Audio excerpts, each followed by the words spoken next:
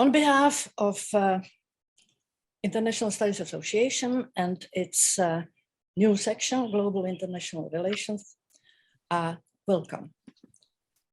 This time, we are inviting you to yet another of our online events, namely office hours.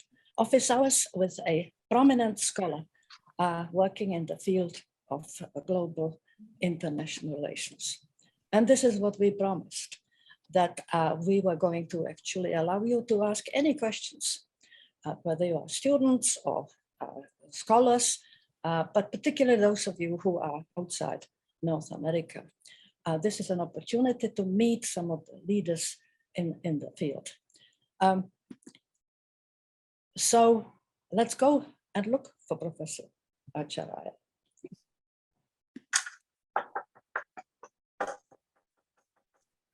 Okay. Come in.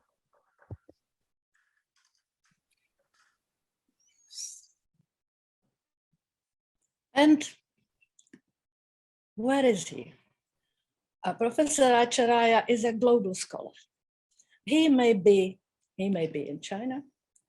He may be in Britain, which is the picture which you can see. He can be just about anywhere, because the globe is his office, and globe is his platform. And with that, I would like to ask Renat, the co-host, to actually introduce Amitav to us with all of the information about going to see his variety of social media and website or whatever. That will be published with the YouTube. But now, please, Renat, briefly, if you can manage that, introduce Professor Acharya.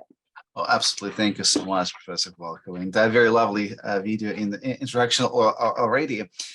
But one cannot really introduce Professor Acharya briefly. If we tried, we would not get around to the questions from the audience. Absolutely. But to try and squeeze some of the some of the remarks about him. Well, Professor Acharya is pioneering call for global international relations during his presidency of ISA in 2014. And his contributions to our field's scholarship have been inspiring, challenging, rigorous, and intellectually stimulating. He's the first, the inaugural distinguished scholar of our section. Not that he needed another award, of course, in his very distinguished career already. But just have a look at the list of the unparalleled number of his books over the years, right? Just lots of them, numerous. So it's not surprising that his scholarship has had an extraordinary impact on the field, and but beyond that, it's not only scholarship, but it's also the mentorship of emerging scholars, which has also been exceptional. And we can think about this office hours as a part of this, and also as a part of the service that he has provided and generously donated to ISA and the new GIRS section, the Global International Relations section of ISA. So once the webinar, the office hours are over, Sarah and the ISA headquarters are going to put it on, on YouTube, and you'll be able to find some more information about his contributions on the link, which will accompany the recording of our session today. As an audience, you're welcome to ask questions by writing them into the chat. We will then either ask them directly from here, or if we're able to, if the time permits, perhaps we can even call upon you to do it yourself. But again, I would like to accommodate as many as possible, so we may just end up perhaps grouping them together in blocks and asking them that way. And now to the questions. So well, not quite. Not quite. We have got to comment that we have got him very appropriately online. because that is a medium which I think is very appropriate for somebody of his global standing. We are the guests, Stepanka Zemanova, myself, and Renat Sherfudinov. We obviously, technology does not allow us to actually ask all of you to clap your hands because nobody would be audible. So we will do it for you. Welcome. Welcome, Professor Acharya, and many thanks for agreeing to be our first guest.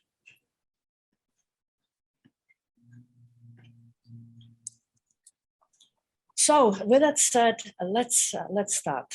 I would like to point out that the best way to proceed would be to actually start with questions asking how is it possible that Professor Acharya, at really still at the mid-career point, has reached these heights. Did you always know that you wanted to be an academic? Was it your plan? When did you decide that you will do global international relations? Because that was what you were doing in the last several decades. How did it come about? So please, over to you. Thank you. First of all, thank you very much for the Global IR section of ISA to not only invite me, but more importantly, to think of creating this sort of a program, which is a virtual, and it is beyond and above the ISA main convention. And this sort of activity really opens up opportunities for people from the global south and developing countries, from places like Eastern Europe, where I do see that all three of you are originally from, and underrepresented, marginalized places where IR is still popular and growing, from those places to bring them to the main ISA conversation, even if sometimes they cannot participate in the convention, main convention. So this is a very timely and important initiative. To answer your question, I grew up in a place which is basically summed up in my background, which is up a paddy field. I grew up in a village, although this paddy field is in Bali, but my village in India was pretty similar. Exactly the same kind of coconut trees, paddy fields, and a rural, very rural setting. So it's pretty hard to think of from that background. I spent the first 15 years of my life in a place like that before I moved to a city. And that was not even a big city. But the point is that I never could have imagined doing international relations, not to mention global international relations. I didn't take a plane. I didn't take a flight until I was 19 and a half years old. My first sight of an airplane, not sight, but first boarding of a plane was when I went to study abroad in Australia when I was 19 years old. But the point is that I could not have imagined doing international relations. Having said that, my father was an academic. He was a high school headmaster, so we did have an academic sort of blood and heritage. And my sister and my brother ended up also being academics, actually teaching political science, if not international relations. So that was a bit of an inspiration. But I never thought I would choose academia as a profession. That came much later, in my mid-20s. I actually wanted to be a traveler. I'm kind of a, what do you call, accidental academic. I wanted to go and see the world. And usually people think of, when people think of that, they want to join the foreign service or be a diplomat. And that's what I wanted to be. So when I went to do a master's degree and a doctoral degree in Australia, it was supposed to be a stopgap to get myself prepared for a diplomatic career. But while I was doing my doctorate in Perth, Australia, I realized that academia gives you something that diplomacy or any bureaucracy or working for an international corporation or organization will never give you. They'll give you plenty of money to travel, but they will never give you the freedom. And the freedom to do things, freedom not to obey and higher authority if you don't want to obey because you don't believe in the policies. Also being able to read and write in whatever area you want to do so without being told to do so by somebody else.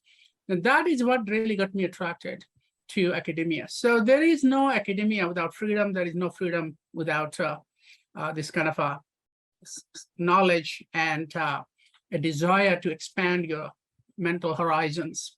And traveling is the best way to do that. So then when I was 25, I decided not to go back to India to appear in the foreign service exam, a civil service exam, and just stay on in Australia and then move from there. So from there, I went to Singapore, Canada, and the rest is you can find it in my CV. I ended up now in Washington, DC. So I hope that answers your question. Yes, but the question is this. The world has changed very much, and the academic life is also very changed. In Australia, where you took degrees, I've also lived in Australia, they are now closing down schools. Academic world is not what it used to be. Academic world is now under attack, particularly the social sciences and the liberal humanities or whatever, because of the lack of preparing people for jobs. You see, so would you do it again?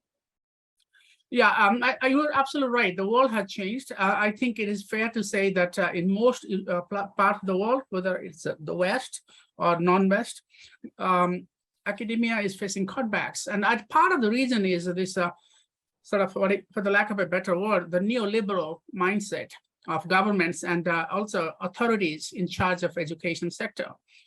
They want to reduce costs. They want to focus more on the STEM areas, science and technology, and they want to also cut the freedom of academics. And this is true in democracies as much as anywhere else.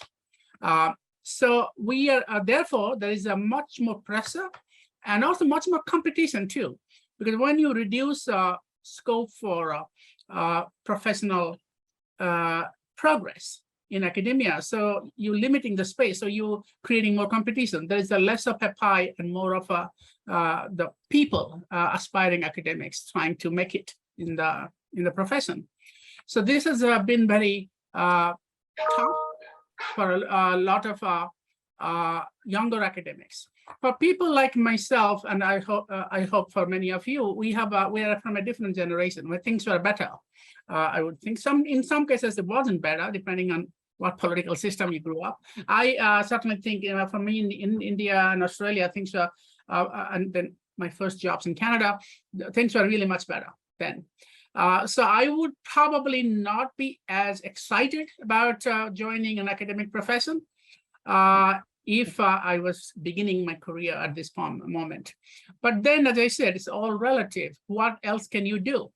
While the space for academic advancement and is shrinking, and there is more and more limits, sort of commercialization, corporatization of academia, but it is still in many ways more free, more open than working for a government or working for a corporation. So I think people should balance those two considerations. And I think one good news is that while there are constraints on academia, but there are also more universities offering, like our field, international relations. There are new emerging regions and countries where international relations is actually thriving. So let me give you an example. I mean, Turkey is thriving. There's a lot more. I mean, there are constraints again, but there are more universities opening and job openings. China is thriving. China's international relations sector is growing. Foreigners can get a job in China. It's not as difficult as you think. China is internationalizing, and they welcome foreign professors. I've seen many foreign professors working in Chinese universities. So I think India is opening up with private universities hiring professionals, academics in IR from abroad, and their salaries and others are much better than that used to be. So I think you should broaden your horizons and not limit to the traditional Western markets to look for a job. Remind you also, if you work in the non-Western universities, your cost of living will be lower too. So West can give you a higher salary, nominally speaking, but the cost of living is cheaper in other countries, and also the universities do provide things like accommodation, for example. So there is good news and bad news. I think I will have to think about it very seriously if I was moving into thinking of going back in time or and looking for a career under the present conditions, or the conditions like what we have today.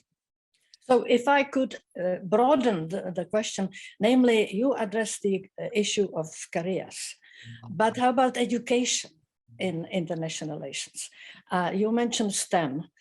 Students are going in the droves to taking STEM because they believe that it actually is going to prepare them for something. But how can we actually have generations of people who do not know the basics of the world? How can we actually, and also it has been argued many times that the STEM stuff, the technical stuff, is subject to such a rapid change that by the time they graduate from the school, what they were taught is already gone. So the general education, the background, the humanities, all of that, I think should be a part of the standard education of graduates of universities, which brings me to the next question, which is very, very important.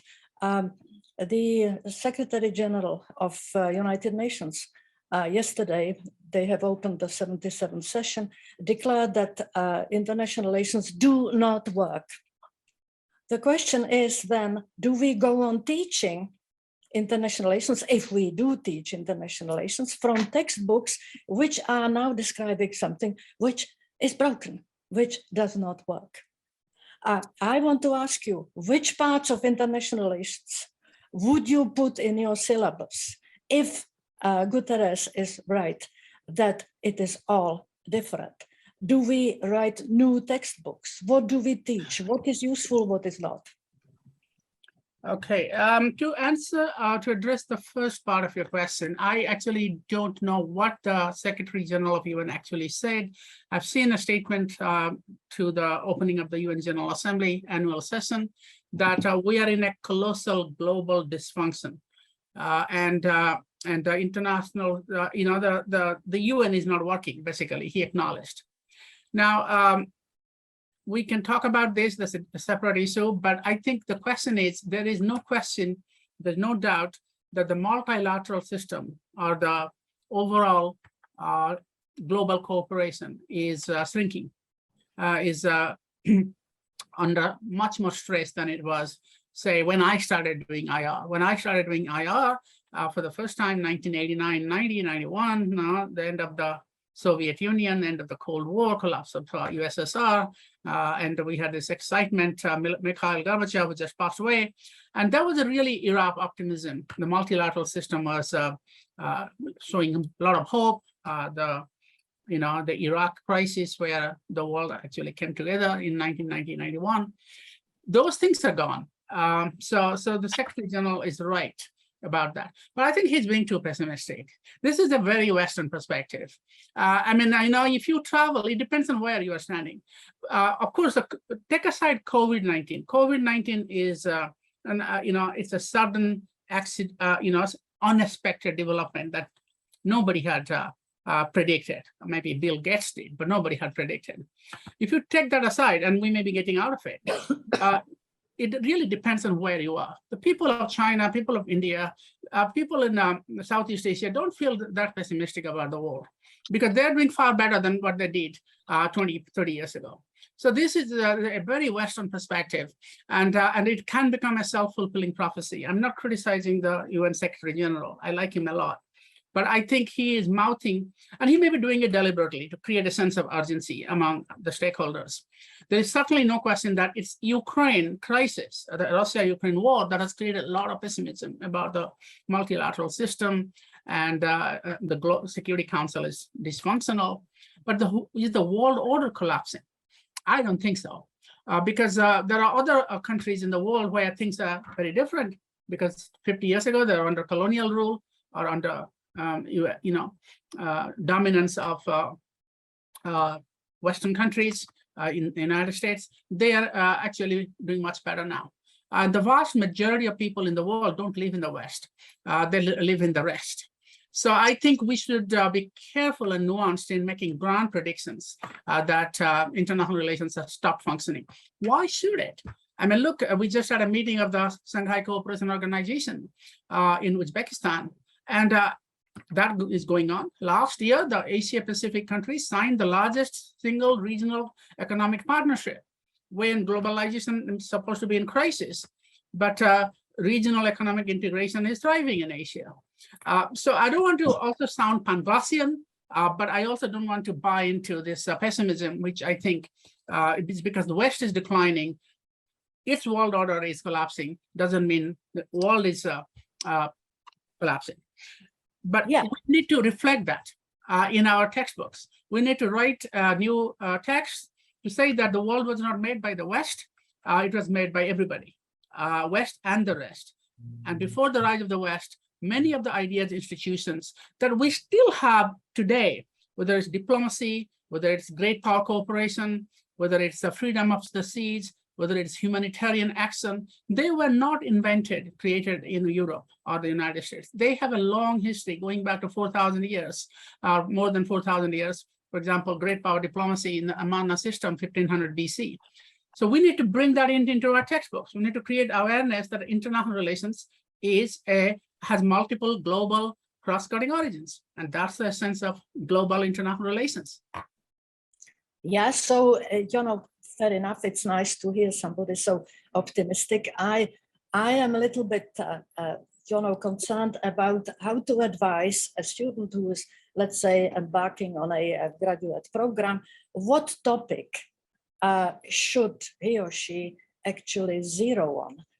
Because, the textbooks and, America, the American English, this is a big industry. You see the export industry of textbooks right across the world is actually teaching things which are really from this mainly American or West-centric perspective. So, but which part of it, if we still have the textbooks, which ones are useful and which are less useful? Mm-hmm. Well, I think to be very blunt, the traditional IR theories are less useful. So the so-called realism, liberalism, constructivism, and I say that as a constructivist, are less useful. The inter-paradigm debates, the debates between big theories is passé, obsolete. So where you really need to focus on is more on the history of not only international relations as a field, but the issues and practices of international relations.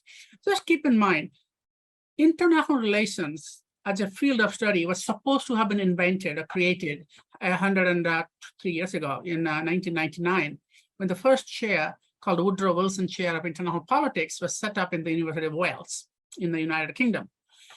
Okay, so the field has 100+ years of history, 103 years of history.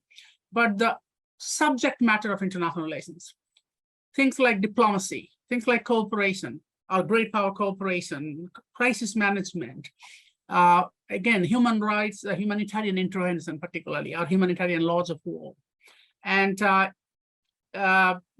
freedom of navigation and seas. They are not 102 years old or 3 years old. As I said, diplomacy was invented in ancient Near East.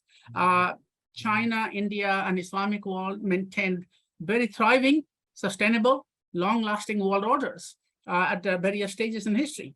No single civilization or power has created and maintained a world order indefinitely, but multiple powers and civilizations and regions have contributed to, over the period of time, long period of history, different types of world orders, and created practices, institutions, and ideas that came together in the current era, maybe under Western dominance, but sometimes in opposition to Western dominance, and should be studied as such, as a subject of international relations. So there is a difference between the field of international relations, which is reflected in the textbooks, and the subject matter of international relations, which is based on practice and ideas from all over the world and not just from the West. So if you keep that in mind, we need new textbooks that reflect this. Myself and Professor Barry Bujan just came up with a book. It's called Reimagining International Relations. And we're looking at world orders in the thought and practice of Indian, Chinese, and Islamic civilization. Now we are able to process trace, back trace key ideas that are still today, like interdependence, globalization, norms, realpolitik, back to the history of these civilizations. And these are only the three. You can find that in many other parts of the world. Africa, you can find that pre-Islamic, pre-Columbian civilizations in Africa, Latin America, and Middle East. So we need to really focus on how do we globalize international relations, both in time and in space. That's really, we don't have enough textbooks. And you are right about the fact that the existing textbooks are produced mainly in UK or US in English language, and they don't reflect this broader reality, the historical reality. So professors have an obligation not to use these textbooks, or when they use these textbooks, they should supplement that, as I do, with newer texts like this or original authentic histories of different parts of the world. That's a pedagogical and challenge. That's a challenge for creating a syllabus. And I think our global IR section should take a lead on this. Yeah, well, we absolutely should have to. So in other words, we don't start from Westphalia, but put Westphalia in the context. But you could argue that the rules, which were, the territoriality and sovereignty and all of that, existed prior to that, but, it's still not invalidate, concepts of realism. There is still some space for the balance, or all of those things can be extrapolated, correct? But yeah, I mean, you don't have to, that's why global IR, the way I formulated it, it doesn't reject existing theories. It just challenges them to be more inclusive and more reflective of the global audience and global constituency of scholars that study international relations. So if you want to study realism, don't start with Thucydides and Machiavelli. There is always Sun Tzu and Kautilya and the legalist school in China, and Kautilya in India. There are realists everywhere in the world. Similarly, liberal ideas come from very different part of the world. The freedom of the seas, which is a liberal idea, so-called, it was actually invented in the Indian Ocean, not in the Mediterranean or Europe, which was basically practicing closed seas. So that's what existing theories should do. They cannot be left as is. That has been my argument from day one. Yeah, but the question is this, that it becomes very daunting for tutors or whoever are teaching introductory classes. What I'm trying to say is that essentially it's very demanding to actually expect the undergraduate students, and they must have this broader education, to actually take international relations classes, because it will not be as simple as some of these textbooks made it. Actually, it's not the problem of students, it's the problem of the system. The problem of the way the system reproduces itself through training, like PhD education, the comprehensive exams. They're all based on the traditional text with very little new material. The students love it. I teach undergraduate classes on global IR using textbooks like what I showed you, and students always give very positive comments coming out of say high school undergraduate students. Their mind is broadened. So I would think it is the graduate training system, it is the authorities who want to play it safe and not be accused of being too radical or bring in things like critical race theory. There are all kinds of racism and conservatism in the establishment, the academic educational establishment. That we need to fight. Yeah, and additionally, I think, whatever you do, you can't have it both ways. The world is globalized one way or the other, and therefore I think the education in international relations, duly adjusted along the lines which you discussed, should be a compulsory part of the background of an educated person. because if they are, if you have students who do not know that there was such a thing as World War II, that they have never heard of Security Council and so on, I think, we are really not doing our job. But how do we actually do it is a challenge.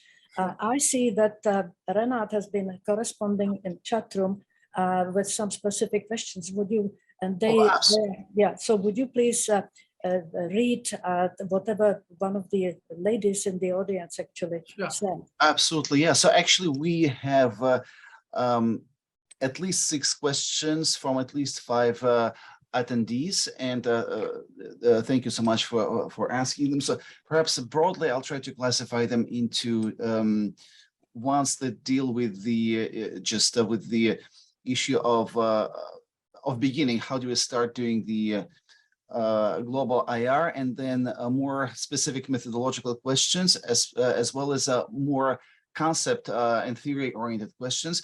So let me start with the perhaps the introductory one, and it comes from Yuefeng Shi. So they're saying that my name is Yuefeng, a master's degree student at SIS American University with a strong interest in the idea of global international relations. Sometimes they say that they feel that the global IR is too broad for us to approach. Do you have any suggestions for students who approach global IR first time? What courses or fields do you think are necessary to lay the academic foundation for future global IR research? Thank you. So where do we start there? And perhaps this GIRS is one of the ways to think about this. Should I continue, or would you like to?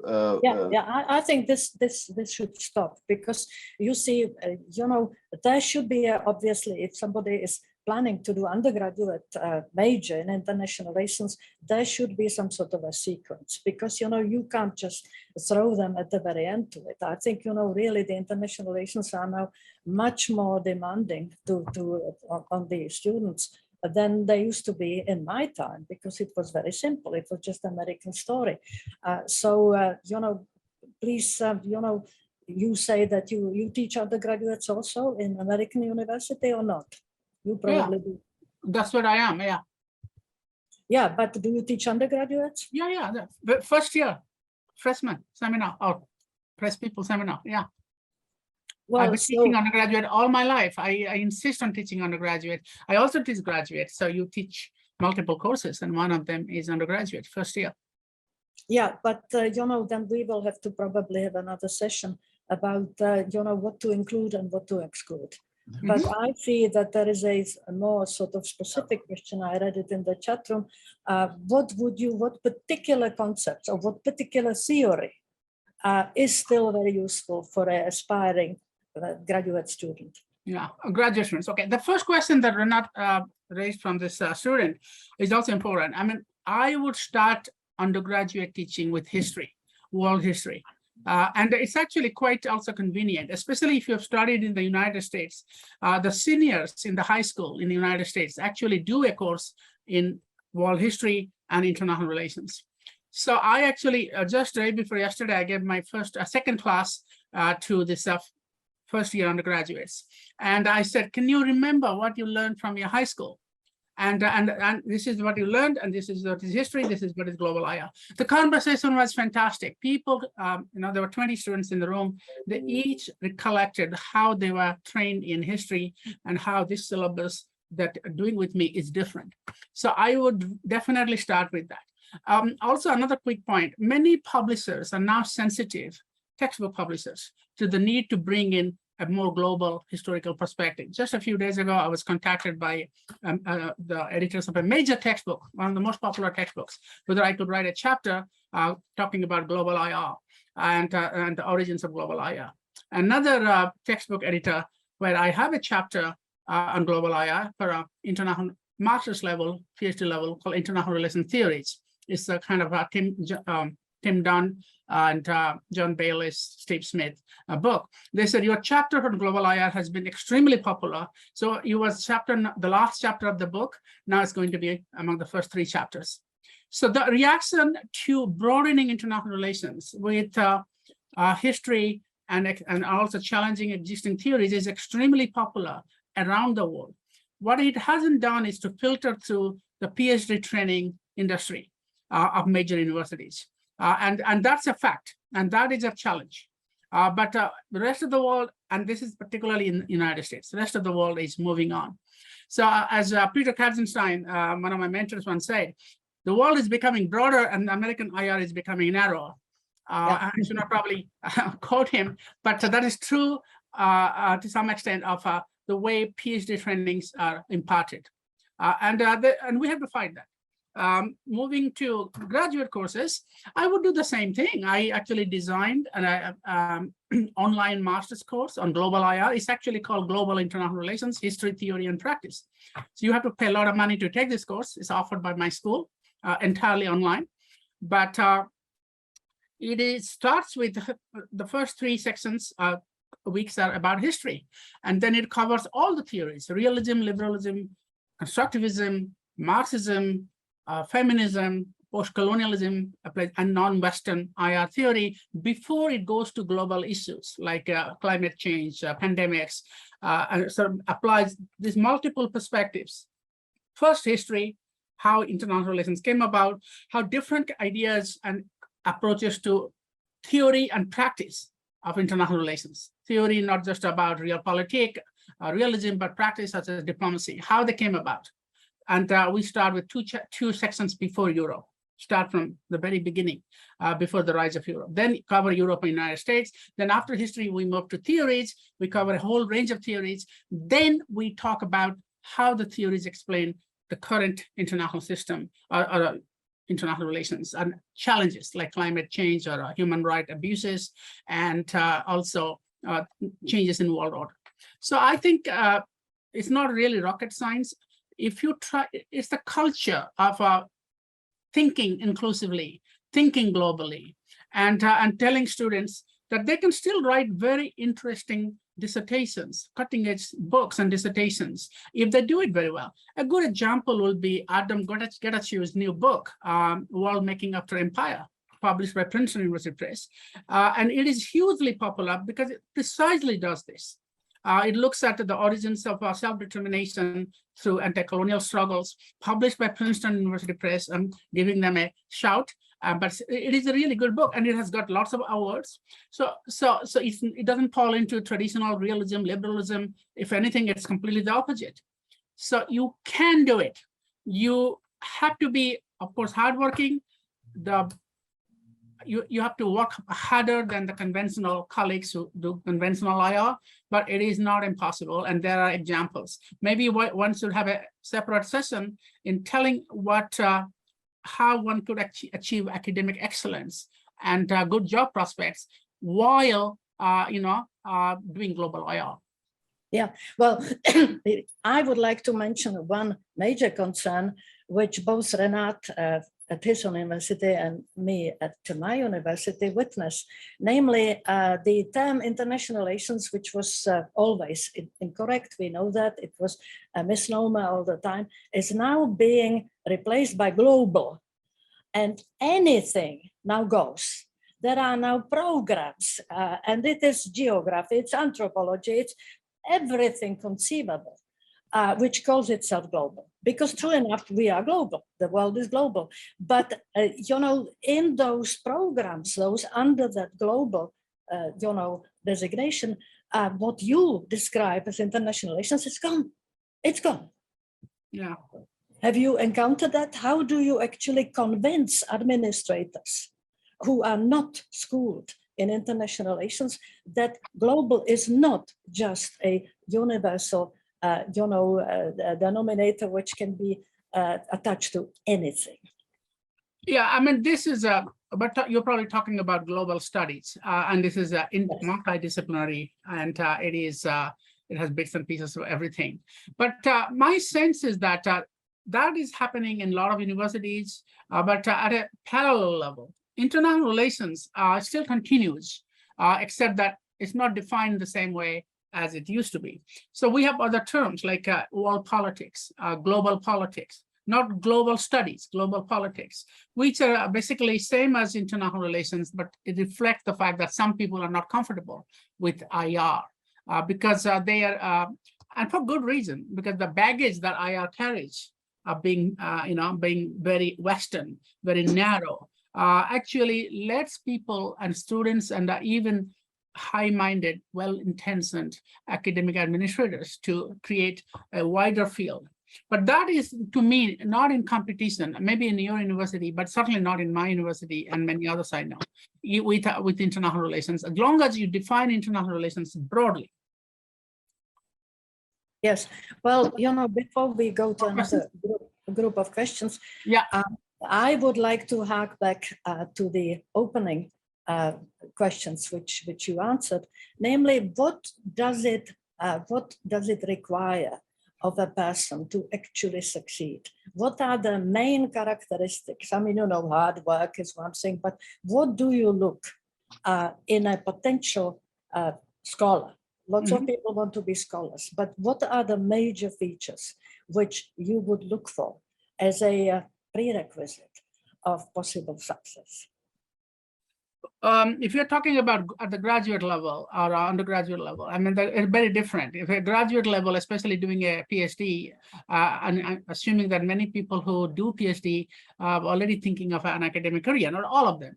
That's a very different strategy than if you're an undergraduate or doing a master's degree in IR and looking for a job in the private sector or the government. There are very different strategies to adopt. If I can continue, if you're doing a undergraduate master's, being very broad really helps. The world is, now if you want to be a diplomat or you want to be an intelligence analyst or you want to work in the nonprofit sector, the world is, despite the pandemic and Ukraine, the world is still linked much more so than it was 50 years ago.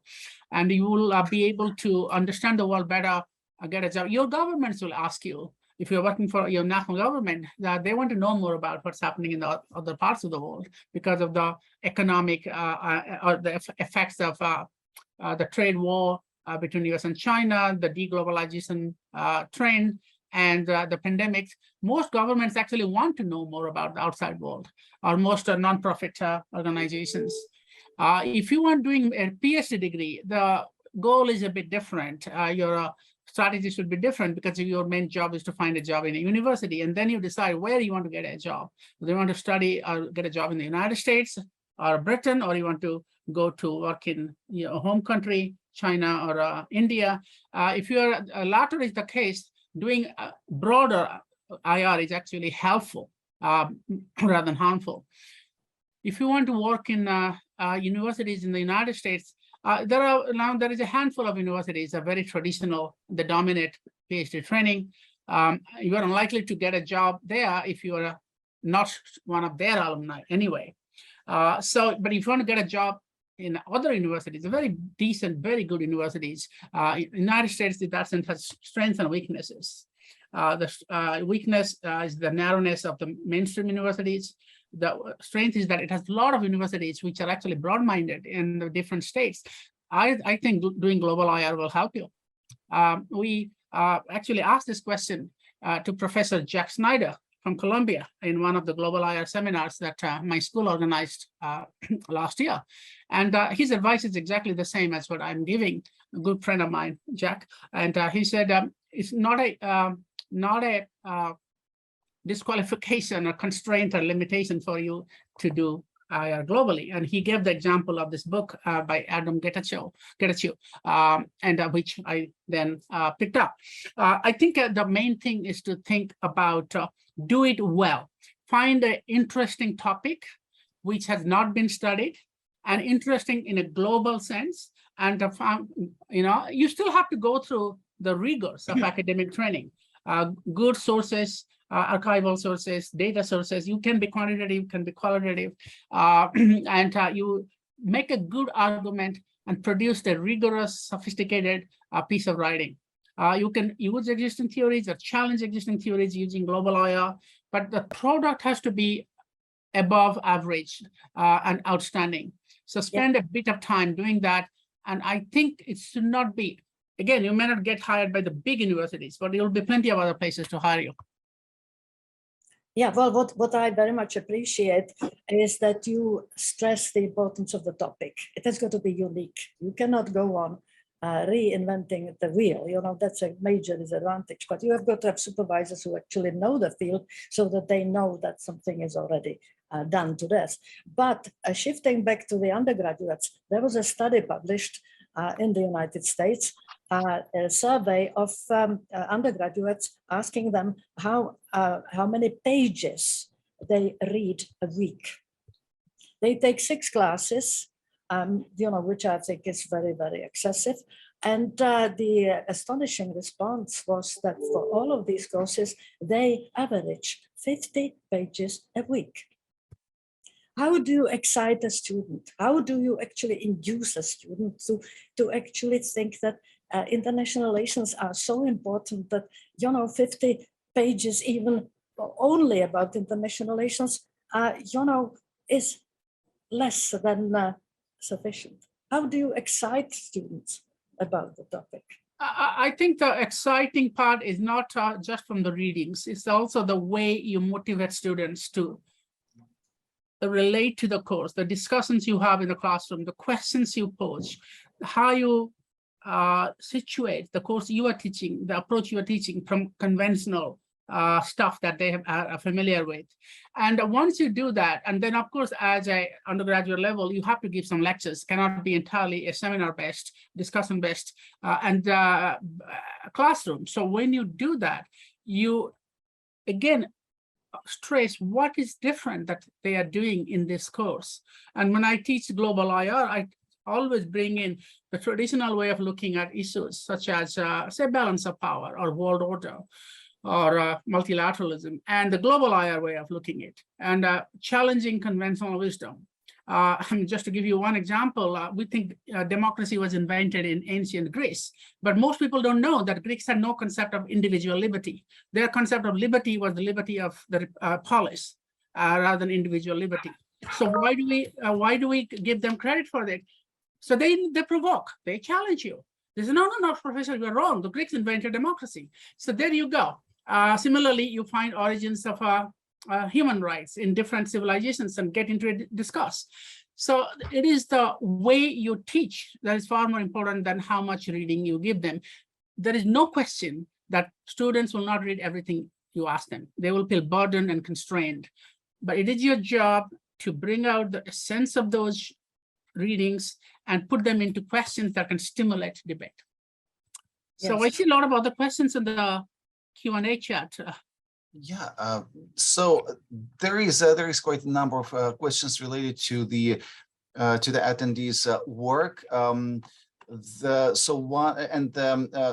is from Onyindidia Odiabamoyo, who is a doctoral student in doing work on cyberspace. Again, they find the global IR to be very useful in their study. But one of the challenges is methodological, how to use the right methodological tool there. So how do scholars manage those methods of using global IR, especially in the aspects of norms? And then another set of questions come from scholars who study Latin America and China. One is, her name is Rafaela Lobo, who is a PhD student at Duke. She's from Brazil, and she is studying the environmental governance from the perspective of the global South, and she wasn't able to find the right theory framework before she encountered the global IR.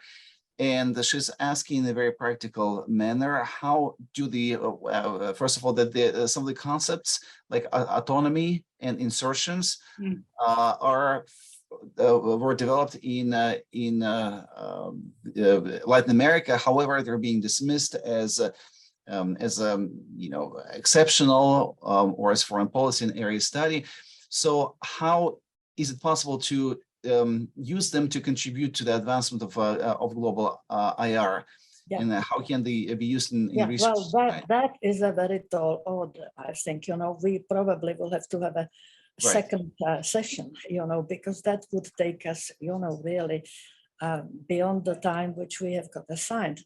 But I think what I detect is something, a common denominator in the questions which I want to pass on to Štěpánka Zemanová, professor of international relations from Prague, one of the founders of the GIRS. And she actually reverses the questions which we have posed so far, namely, okay, I will be now global international relations. I agree that this is a perspective which I will pursue. I will support the creation of the global international relations section. But what can I expect that the global international relations section, which is organizing this presentation, by the way, also, what can they do for me?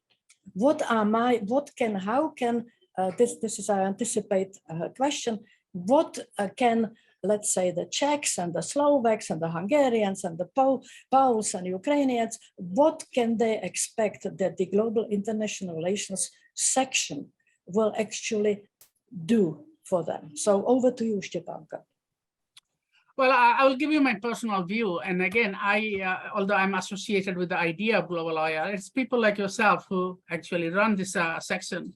But I have been involved in ISA as a past president and also continue to be involved in many committees of ISA. So the main thing, ISA has many limitations. Okay, and ISA was not very global until recently. And it is also had the same characteristics of being dominated by a group of elite scholars from especially in the United States and Europe. But ISA has made a genuine effort to change in the last 15, 20 years. And some of us have been involved in this. We have had our struggles and differences with different ISA authorities, but generally it has been a positive trend. What ISA does to you is what it did to me 30 years ago. My very first international conference was the ISA conference in London, which was the first conference they ever had outside of North America, and in 1989. And I was completely lost, completely intimidated. I heard about these big names. I don't know who was there. I couldn't even recognize many of them. There were thousands of people and completely lost, very intimidated. But then I was able to build some bridges with a few people which I met on the margins of the conference, on the sidelines. And then I went back. And I went back with, especially my first 3 years, with papers. My first two refereed articles were ISA papers. They were discussion panels. They were written papers. One was published in Journal of Peace Research, which is one of the leading journals in the world. Other one is a leading area study journal for Pacific Affairs. And then I continued doing the same thing. And another article got published in ISQ. But later on, I got into roundtables and didn't get to write papers, become lazy. But I would suggest that people who come to ISA write papers in panels and not just join roundtables. Roundtables are useful, but some of them are talk shops, to be very blunt. Write papers, get comments, put them into journals. And this is the first place where you'll get very good comments from colleagues. And scholars are generous, not all of them, but people did give me a lot of comments in the panel and later on. The second thing is voice. ISA gave me a voice, an identity. I have been to other organizations, I can mention APSA, but I never found the same voice because it's dominated by American political science concerns. So ISA, for better or despite all its limitations, and we all know the problems we face in ISA sometimes because it's too broad, too many different constituencies, too many sections, academic rivalries, fair enough, but it gives you voice. You will find your voice one way or the other. The thing that global IR does for us is that it's not a particular ideology. So that you sit in, say, post-colonialism. I sometimes go to the global development section and I love it, but this is everybody. And this is not Global South. We have Global South Caucus. This global IR section is not a Global South Caucus. It brings in, for example, people from Eastern Europe. I do recognize and I want to emphasize that the global IR section would not have been possible without the initiative of people like yourself in Prague, for example, or the conferences that you organized in Eastern and Central Europe, or South Eastern Europe, so Belgrade, places like that. You never have an association, a voice in the ISA. You had your own association. So this brings you to the mainstream of the global conversation. And to me, that is hugely important. Don't be discouraged if you get pushback from other sections or other people, but this is distinctive. It gives voice to groups and scholars which have been traditionally marginalized and underrepresented, such as from Central and Eastern Europe, for example, and other parts of the Global South. Even Global South is dominated by, certain people, certain countries. I mean, China is not a big member of the Global South, and China is the largest country in the world in terms of population. So maybe this will open space for China as well. Indonesia has never been a big part of ISA or Global South institutionally, but Indonesia, I'm hoping that Southeast Asia will find a voice through the Global IR caucus, but Global IR section. So it's not either or. ISA provides multiple avenues for you to do your own stuff and find your voice. So to sum up, present papers, get feedback, and find your voice through sections like this and other sections. Do attend. I know it's expensive. There are visa issues. There are wars and pandemics. But with things like this, the digital, doing online platforms of our discussion and debate can also help. So this may not be a perfect answer, but I think it is far better for scholars from these regions to be represented in ISA through sections like this than to fall back on the national or purely regional associations. Yeah, thank you very much for these points. Maybe if I could make the questions a little bit more specific, my intention was not only ask about ISA as such, but also about the newly created Global IR section as a part of it. So what should be the role of the Global IR section in this process? How can it contribute, and how can it guide the researchers in this process? Well, if I can add to what I gathered was your question, is how do we help graduate students who are schooled in East Central Europe, or for that matter anywhere else, to actually make it into the program of the International Studies Association? What is the mechanism that this section, which is global, it is not to favor this part of the world or that part of the world? How do we actually make sure that your students know how to write a submission, and then we will help them to actually make it into the program? Okay. That I think is a question which so far we have not managed. Yeah, so since time is passing, I don't know, we are supposed to stop at 11 or go beyond, but I might take a few minutes to answer this question. I think the main overriding purpose of a section like Global IR, and this is my personal view, so I cannot be imposing my views on anyone, is to build bridges. Building bridges means cutting across divides between sections of ISA and regions of ISA and caucuses of ISA, and to be totally open. So it's not about being just from Global South. It's also bringing in scholars from the Global North who have not been attuned to, sensitized to the concerns and the voices of, again, different parts, other parts of the world outside of, say, the West. So you building bridges and being inclusive, and rather than being identified with one section or one constituency or one region. For for newer scholars, how do you bring into the program? So this is not really, so a little beyond my pay grade, because I'm not involved in programming now. But when I was ISA president, and we had a program, program chair, the late Lily Ling and Pinar Bilden, and I was involved with working with them.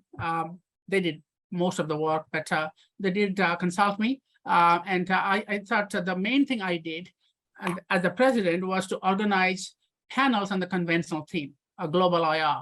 And that was really open. And we gave preference to first-timers, graduate students, people from different regions, which have not been traditionally represented.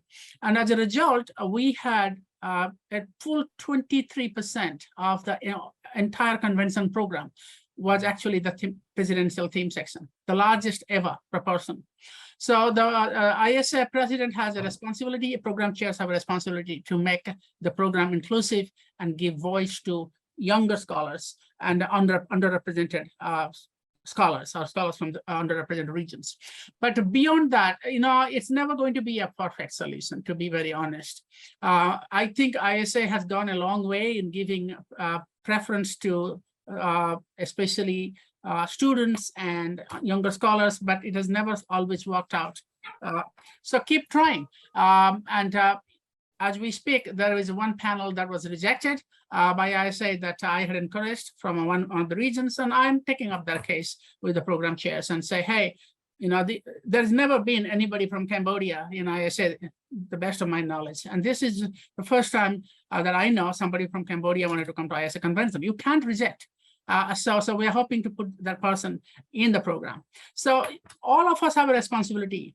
Section chairs, section program chairs, ISA president, ISA program chairs, convention chairs, and pending that, as I told this group, if you cannot get into the ISA, we will come to Global IR section. I will be speaking to you about it, and we can organize a virtual panel under ISA auspices. Everybody has to do their bit, and it cannot be just one person or one office holder. Please keep that in mind and do not be discouraged. Do not be discouraged. You have every right to be part of the ISA community, whether you are even not a member. By the way, you should know that even if you're not an ISA member, you can still appeal to ISA on certain things. And I have many experience of people who have never been member of ISA say, can we do this for us? Or can we do that for us in ISA? So I think you should not be discouraged at all. It's not perfect, but the alternative is to withdraw back to regional national associations, which also are very important. I never dismiss them. I encourage people to have regional groups and associations, but you do that. There was a question I wanted to address from Czech Republic, sorry, Cold War. And it's about journals. As authorities in Czech Republic are trying to encourage people to publish in Western journals. The national journals are suffering, and it's a collateral damage. I want to tell you that it's not the only case. I've heard many such cases everywhere in China, in India, in Indonesia, Turkey, Egypt, where there is a lot of pressure on scholars to publish in the Western journals, but this is difficult. And as a result, the national journals and national outlets suffer. But don't be discouraged. You have to be both global and local. You cannot be just one. I don't know the politics of the academia in Eastern Europe very well, but my sense is that a lot of the pressure is coming from this craze of being Western, developing the European identity. So become Western and forget about everything else you did. But that's not true of other countries. And this is a geopolitical thing, and academia is always linked to geopolitics. But in China, for example, they do both Chinese journals and international journals. There is a journal called Chinese Journal of International Politics, very Oxford University Press sponsored it. Well, I published there, and they have a very good system, and they encourage submissions in both Chinese, Mandarin, and also in English. India does both. There is India International Studies published by SAGE and Jawaharlal Nehru University. A lot of people publish and do well, and they also try to publish in international journals. So you have to do both. It's not either or. And all I can say, if you can publish one good article, like my breakthrough article was that one Journal of Peace Research, which was based on ISA paper, early in your career, and do everything possible. It's not going to be easy. It's going to take 2-3 years, but focus everything on it. You get one article like that out, you are on your way. And you can still publish in national journals. In China, for example, they say there's a group of, let's say, 755 journals. The top journal, IR journal in China, is actually in Chinese, not in English. If you publish there, you would be almost guaranteed a job. So governments also have some responsibility. And I think the situation in Eastern Europe probably is that everybody is trying to be Western. And this is the pressure coming from European Union, NATO, and the idea of moving away from the past, which is all understandable. But I think it is important for academics to speak up and try to do both. Don't you have to keep up the standard of your journal. In Turkey, there is this Al-Azimuth. It's an excellent journal, and it is published in English, but it's very rigorous, open access. That's another example. Brazil has something like that. So you should create a journal in the region and devote yourself to strengthening it while still trying to publish an article or two in the Western outlets. Well, you know, Global International Relations section could actually put together a forum of some sort and ask the Czechs to publish it in their English journal. I think that might not be a bad idea to consider. But also what I think is very important to help, let's say, PhD students who want to pursue their career, you know, postdocs or whatever.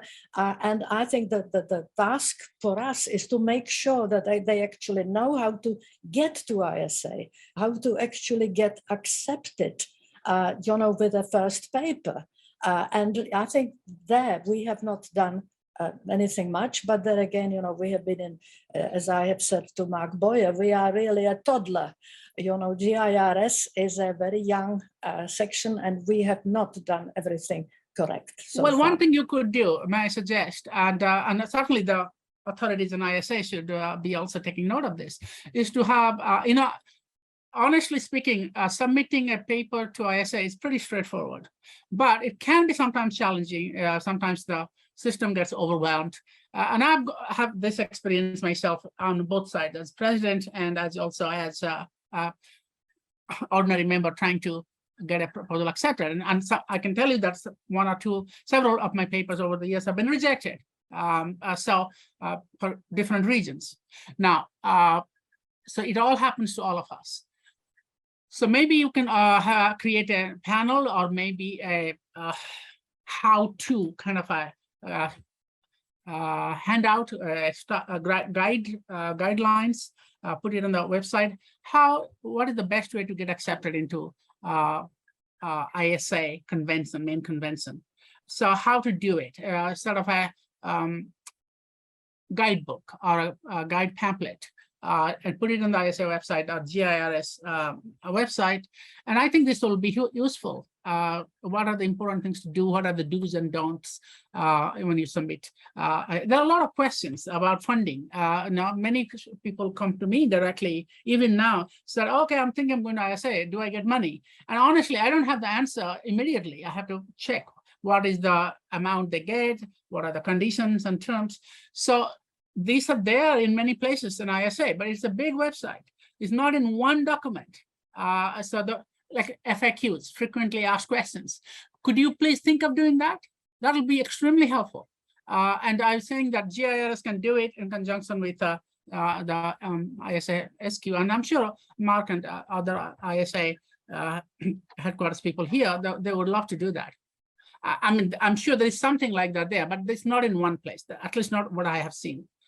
So all the FAQs plus the process of getting accepted as a panel, as a program should be there. And if you, for example, this panel that got rejected, they came to me and I wanted to see what I can do. I mean, write to the ISA president or program chairs, or I could do something else.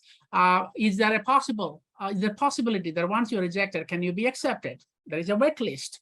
You might actually have different ways, like break up that section, the panel, and put individuals into existing sections. Things happen in October, November.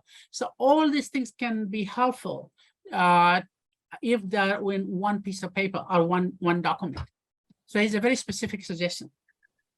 Yeah, well, we have a long way to go. And I think what is important is that our programs are actually made up in a global way, that we actually monitor, that we know which panels make it, or papers make it into our programs, that we are not really just favoring those who actually select us because, you know, they have nowhere to go, but that we have got to make sure that those parts of the world, you know, get some advantage from us. For instance, Prague, Professor Zemanova here, you know, they put all of our stuff on their website.